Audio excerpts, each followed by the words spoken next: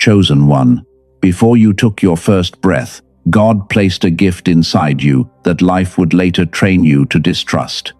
It was not merely a talent. It was not a title. It was a way of seeing what others missed. You carried signs of it early. You noticed tension before anyone spoke.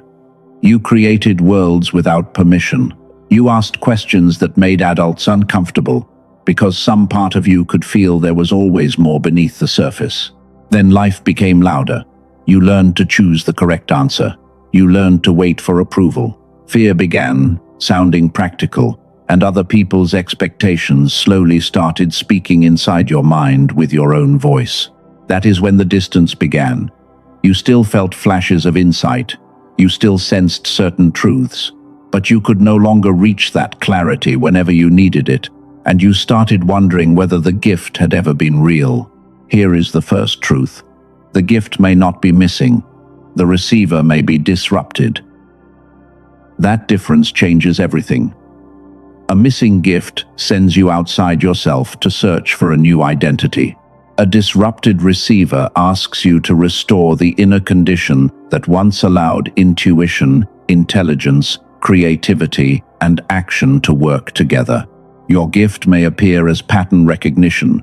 It may appear as emotional sensitivity. It may appear as unusual creativity, deep focus, or the ability to see possibility before evidence arrives. Chosen does not mean better than others. It means responsible for what was placed inside you. A gift is not a crown. It becomes meaningful when it is used to create, protect, guide, or serve. This is why ordinary success may never satisfy you. You can achieve something valuable and still feel unfinished. You can help everyone around you and still sense that your deepest intelligence has not entered the room. That feeling is not ingratitude. It may be information. A sleeping gift creates a specific pain because you can sense what you could become while remaining unable to reach it on command. So stop asking whether you are gifted enough. Ask a better question. What conditions allow your mind to become clear, connected, and alive? Before this message ends, you will see 4 fingerprints of the gift already operating in your life. The 4th is often mistaken for a weakness, even though it may reveal the strongest evidence of all. But first, return to your history. Think about the moments when understanding came naturally. Think about what people repeatedly asked you to notice, explain, solve, or sense for them. The gift was not always announced. Sometimes it appeared through the problems that found you. Sometimes it appeared through ideas you could not ignore.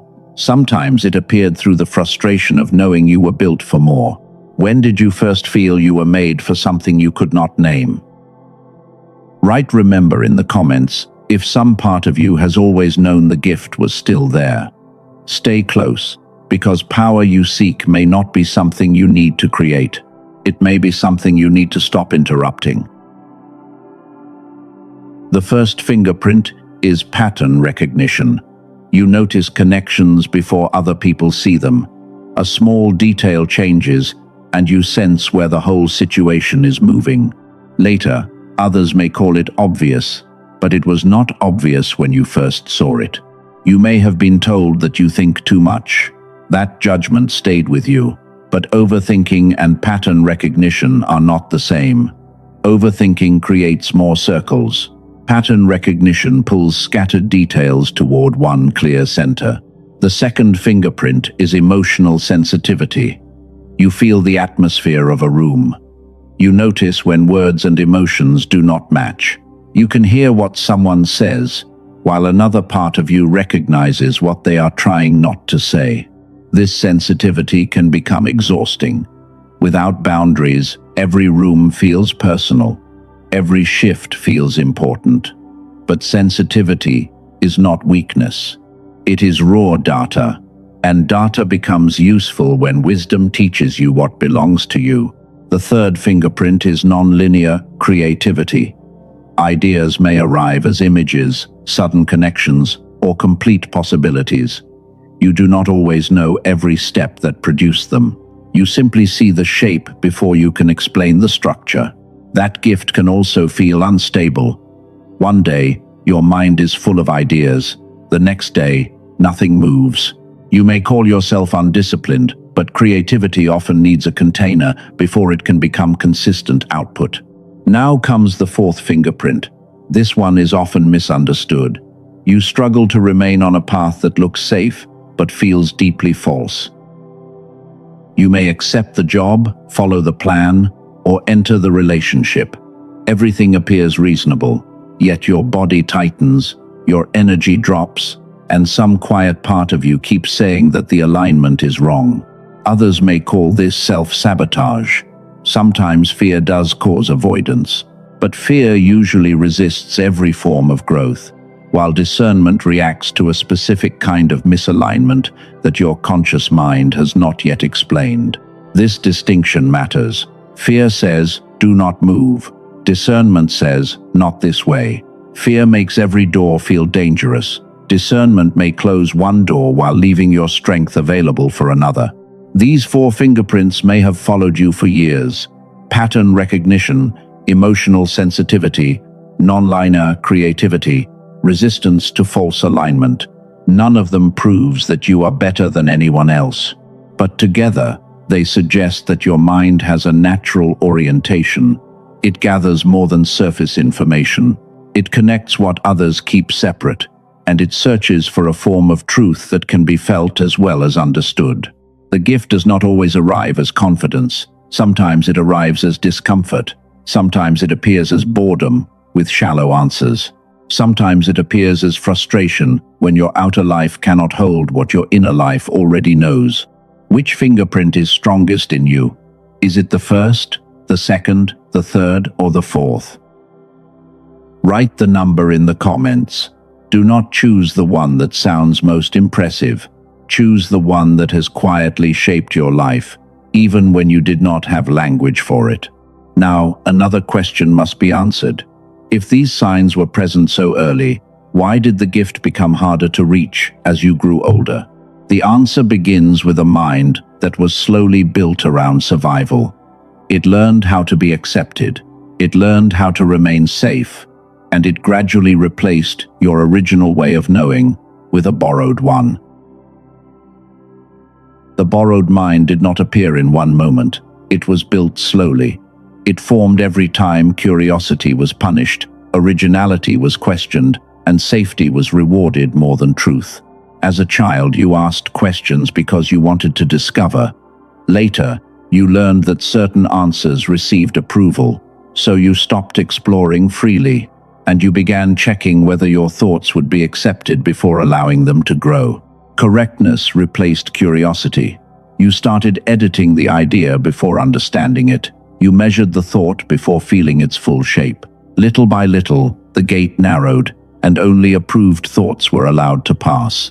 Then safety replaced originality. You learned to read the room. You learned which version of yourself created the least resistance. That skill helped you survive, but it also trained you to consult other people's reactions before trusting your own insight. There was another force. Chronic stress fragmented your attention. Messages, responsibilities, pressure, and constant alerts divided your mind into smaller pieces. You could still receive ideas, but you could not hold them long enough to develop them. The gift is a capacity, not a performance. You may believe that real gifts always create visible success. That belief is painful. It makes every delay feel like proof that nothing was ever placed inside you. But a seed exists before a harvest. Capacity can exist before skill, structure, confidence, or opportunity. The absence of public results does not prove the absence of private potential. Look again at your own history. Remember when you solved something quickly. Remember when you understood a person before they explained themselves. Remember when an idea arrived with unusual clarity. Those moments were not meaningless. They were evidence. They showed what became possible when fear, pressure, and social approval were not controlling the entire process. Now the adaptation has become too expensive. It protects you from rejection, but it also blocks originality. It keeps you functional, while leaving the deepest part of your intelligence unused. This does not mean you should reject logic. It does not mean every feeling is divine guidance. It means intuition, reason, creativity, and action must learn to cooperate instead of fighting for control. Start with one memory. Choose a moment when your gift appeared naturally, before you tried to impress anyone. Write what happened. Write what you noticed. Write what became easier in that state. Then ask what conditions were present. Were you calm? Were you alone? Were you deeply focused? Did you feel safe enough to explore without judgment? These questions matter because activation is not only about wanting more, it is about recognizing the conditions that allow what is already present to become available. Imagine waking tomorrow with less inner argument. An idea arrives. You recognize its value, test it with reason, and choose one clear action before doubt has time to bury it. That is not fantasy. It is the beginning of coordination. It is what happens when the borrowed mind stops controlling every decision, and your original intelligence is finally allowed back into the room. But the borrowed mind is not the whole story. There is still a deeper gap between what you sense and what you can consistently use. That gap explains why you can know without acting. It explains why inspiration fades under pressure. It explains why more information often leaves you more confused. In the next part, we will name that gap. Once you see it clearly, you will understand why the gift was never truly gone. It was waiting behind interference. The deeper gap is the receiver gap. It is the distance between what you sense and what your mind can turn into clear language, sound judgment, and useful action. You may know something before you can explain it. You may feel a warning before the facts appear. You may receive an idea, then lose it when pressure returns. This does not mean the signal was false. It may mean the receiver was overloaded. A radio does not prove there is no broadcast simply because it cannot hold the station. The receiver gap appears in familiar ways. You know the answer, but you do not trust it. You see a possibility, but you cannot organize the steps. You feel something is wrong, but your words arrive too late. Sometimes clarity comes only when you are alone. Sometimes it appears before sleep. Sometimes it arrives in the shower, or in the quiet seconds before the demands of the day return. Then pressure rises. The signal becomes distorted. Fear adds its own meaning, and the borrowed mind begins asking for proof before the insight has had time to breathe. This is why you keep asking for more signs. You believe the message must become louder. You believe God must repeat it until doubt disappears. But what if the signal is already strong enough? What if the real work is not receiving more information, but becoming coherent enough to recognize what has already been repeated? Think about the idea that has returned 3 times. Think about the conversation you know you need to have. Think about the direction that keeps appearing after every distraction fades. The problem may not be silence. The problem may be interference. Stop asking for a louder signal today. For the next 24 hours, do not search for another confirmation. Write down the message that has already returned, and let it remain simple. Do not decorate it. Do not force a spiritual meaning onto it. Do not turn one insight into 20 future decisions. Name only what you know now. This matters because more information does not always create more clarity. A fragmented receiver can collect signs and still remain unable to choose. Later in this message, I will show you a practical method built around an 8-minute daily auditory sequence. Its creators say it was designed to support coordination between parts of the brain that modern life often trains us to use separately. I am not asking you to believe a promise before you understand the reasoning. First, you need to see why. More motivation, more information, and even more spiritual effort do not always close the receiver gap. Hold one question until we return to it. What changes when the signal is not strengthened, but the receiver becomes more coherent? 3 common paths can help part of the problem while leaving the deeper split untouched. Motivation can create energy. Knowledge can create understanding. Spiritual practice can create moments of peace. Each one matters, but none automatically guarantees coordination between intuition, logic, creativity, and action. That is why you may feel powerful for one morning and lost by evening. You may understand a truth during prayer, then abandon it during conflict. You may make a plan, then watch fear rewrite it. This is not proof that you are weak. It is evidence that the system needs integration. The gift was not removed, the signal was not cancelled, but the receiver gap has been teaching you to mistake interrupted access for permanent absence. Now we must examine why trying harder has not closed that gap, because effort without coordination can make a gifted person even more exhausted.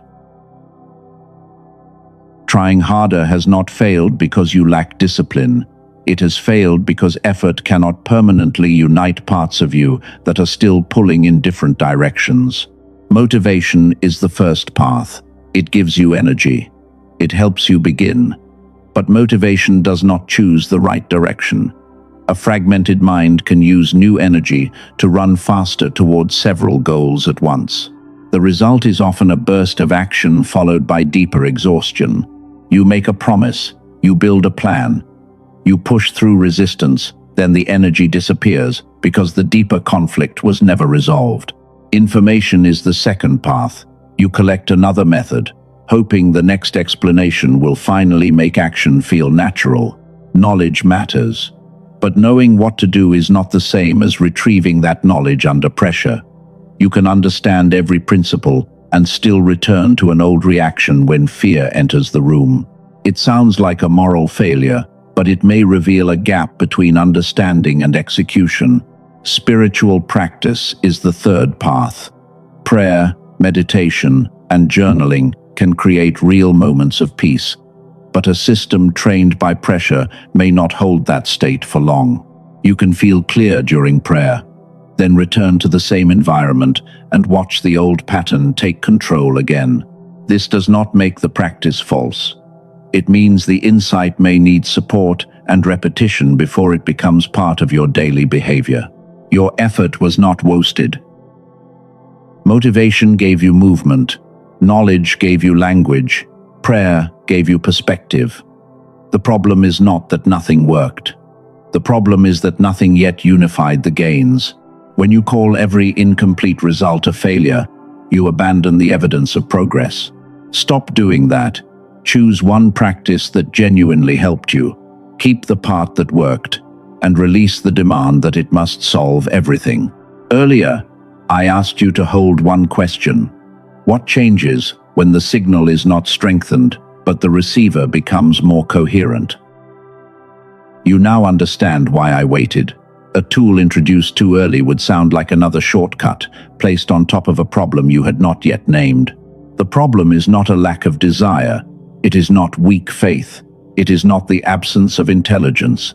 It is missing coordination between capacities designed to work together. Intuition may recognize the direction. Logic must test it. Creativity must find a path. Action must carry it into the world. When these parts cooperate, clarity often feels quiet. You simply know what matters, what can wait, and what the next honest step must be. When these parts compete, simple choices become heavy. You ask for more advice. You delay. You imagine every outcome, and the original insight becomes buried beneath analysis. Effort is powerful, but it needs alignment. Otherwise, it becomes fuel for the same internal conflict. Now we can examine the practical method, not as magic, not as a replacement for faith, medical care, or personal responsibility. We can examine it as a tool that claims to support coordination. Before we name it, one truth must remain clear. The tool cannot give you a gift. It cannot decide your purpose. It cannot do the work of courage for you. At most, it can support conditions in which your existing capacities become easier to access and use. That is the standard by which it should be judged. Next, you will receive a simple process you can begin without buying anything. Then you can decide whether the 8-minute method fits your life. The state we are moving toward is sacred synchronization. It is the moment when intuition, logic, creativity, and action stop competing and begin serving the same intention. Your gift does not live inside intuition alone. Logic is not the enemy of faith.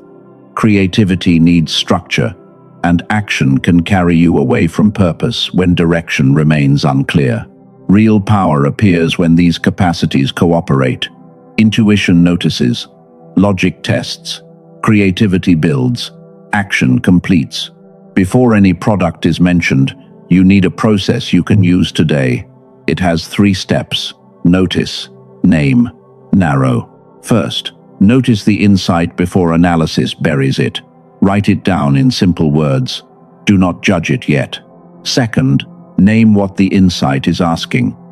Turn the feeling into one clear sentence, because vague inspiration cannot guide a specific life. Third, narrow the response. Choose one action you can complete within 24 hours. Do not build the whole future.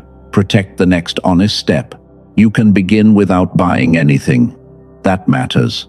A useful message should give you value before asking you to consider a tool.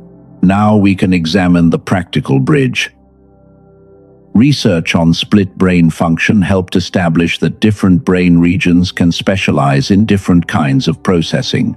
Dr. Roger Sperry received the Nobel Prize in 1981 for discoveries concerning specialization of the cerebral hemispheres.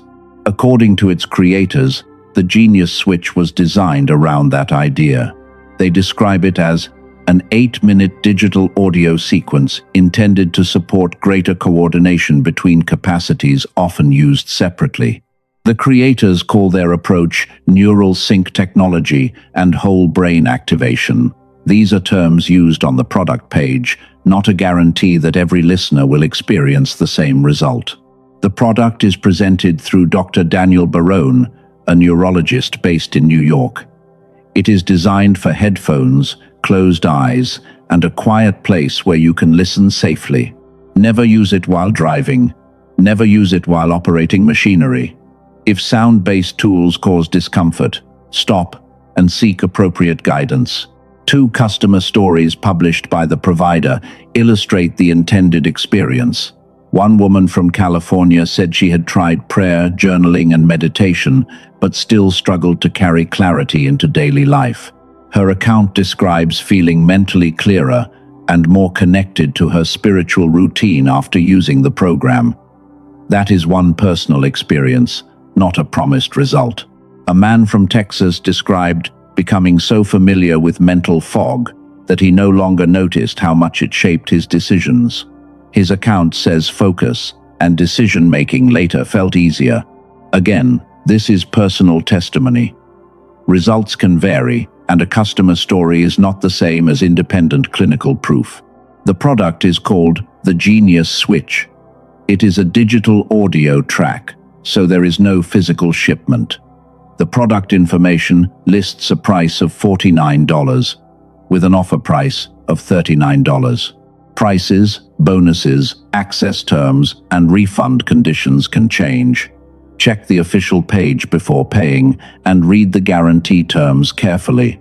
The provider states that a money-back guarantee is available under the terms shown on its official page. A guarantee reduces risk only when you understand the deadline and follow the process. It is not a replacement for medical care. It is not a guaranteed path to genius, wealth, manifestation, or spiritual authority. Do not buy it because this message moved you. Consider it only if the mechanism, routine, price, and guarantee make sense for your situation. Read everything, check the current price, confirm the refund terms, decide without pressure. The urgency is not that you must buy today. The urgency is that ignoring the receiver gap has a cost. Another month of confusion can become another season of delayed action. You can begin with the free notice, name, and narrow process.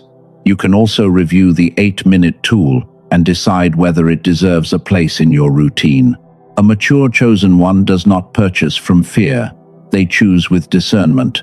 No tool is the source of the gift, and no product can replace courage, faith, practice, or responsibility. The genius switch can only be considered a support. The gift remains yours. The decision remains yours. The work remains yours. Now that the offer is clear, we return to the deeper truth.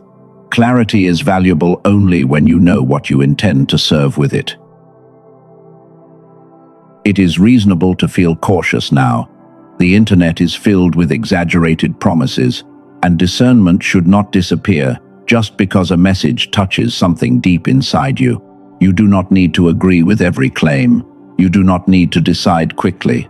Read carefully, and remember that no tool can become the source of what God already placed within you. The tool may support a condition. It cannot create your identity. It cannot replace faith, medical care, wisdom, courage, or the daily choices that shape your life. You may be thinking, I have tried many audio tracks before. That concern is valid. The Genius Switch is presented by its creators as a targeted 8-minute auditory sequence, not as ordinary background music. That description does not prove every outcome. It gives you a standard to examine. Ask who presents it, how the method is explained, whether the routine is realistic, and whether the guarantee is clear. You may also be thinking that $39 is still real money. It is. Do not spend it if doing so would affect food, housing, medicine, or another essential need. The decision should depend on fit, risk, consistency, and whether you have read the current refund terms on the official page.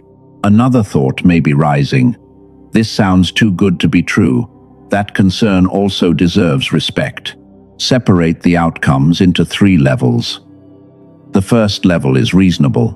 You create an 8-minute daily space with closed eyes, headphones, and focused attention.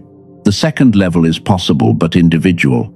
You may notice better clarity, easier focus, or less friction around decisions, but nobody can promise the same result for everyone. The third level is not guaranteed. Becoming a genius, creating wealth, manifesting a perfect life, or receiving spiritual authority cannot be promised by an audio product.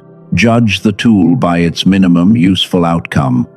Ask whether a consistent 8-minute practice could support your attention and your ability to notice what changes. You may also say that you have no time, but 8 minutes can be attached to something already present in your day. Use it after waking. Use it before work. Use it before your evening routine.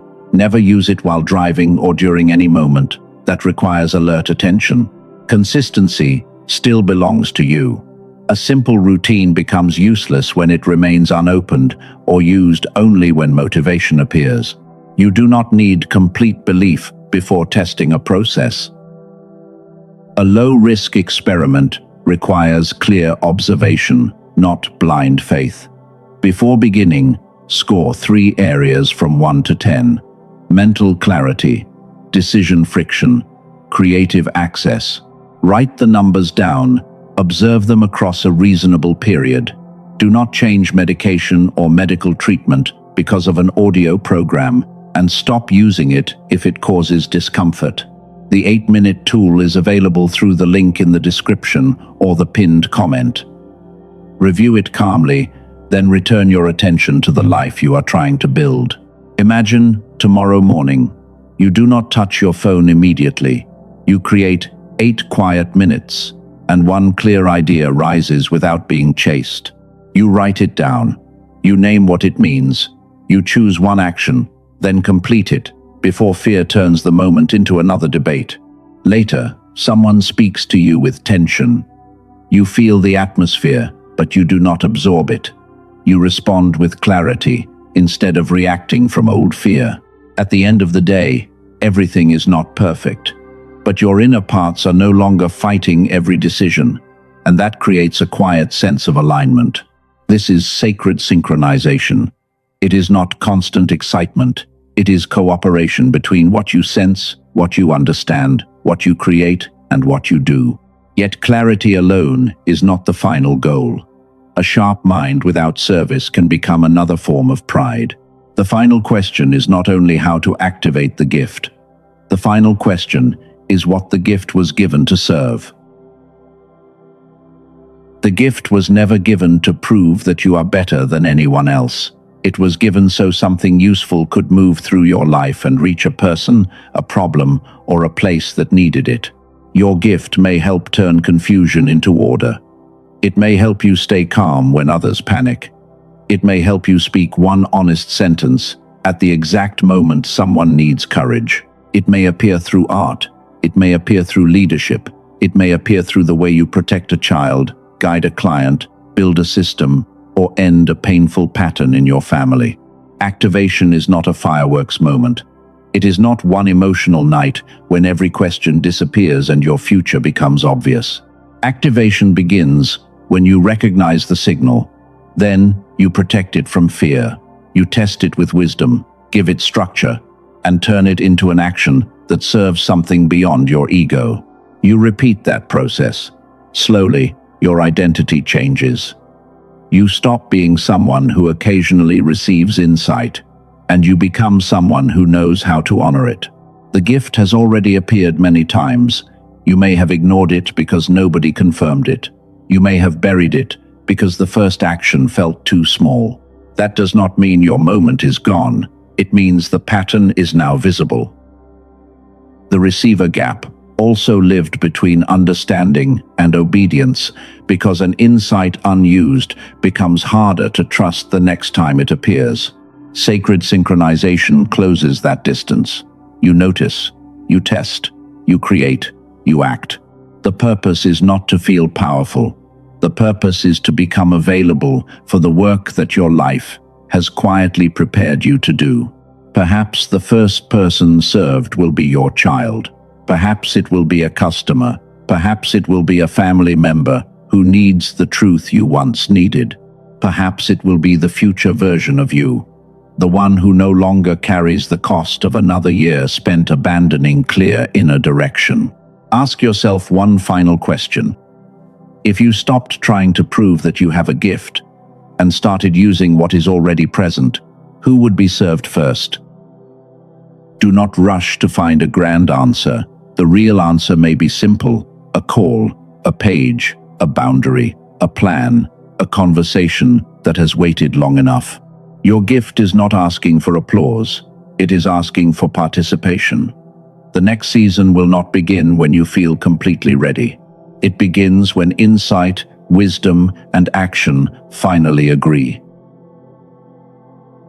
Now bring your attention back to the question: who would be served first if you used the gift already present within you? Maybe it is a child who needs patience. Maybe it is a person who needs your work. Maybe it is a family that needs one pattern to end with you. God did not place the gift within you so you could spend your life proving that you are special. The gift becomes sacred when it becomes service. But preparation cannot become a permanent hiding place.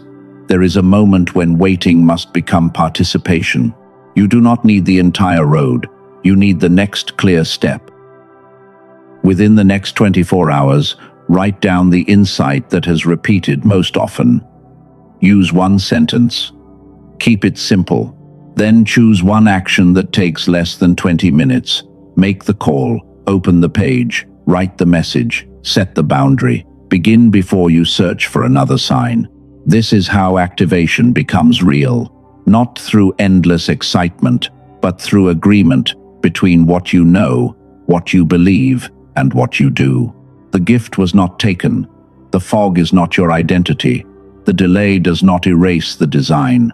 You are not required to become a different person before you begin. You are being asked to stop abandoning the person God has already been forming. Comment: I will use the gift, if you are ready to make that commitment. Do not write it as a magical promise. Write it as a decision to act. Chosen one, your sensitivity was not meaningless. Your questions were not a defect. Your resistance to a false life was not always rebellion. Somewhere beneath the noise, the original signal is still present. It does not need to scream. It needs a willing receiver, a discerning mind, and a courageous next step. You may still feel uncertain. Move with wisdom anyway. You may still feel afraid. Choose the smallest, honest action anyway. You are not waiting for God to place the power inside you. You are learning how to stop abandoning the power He already placed there.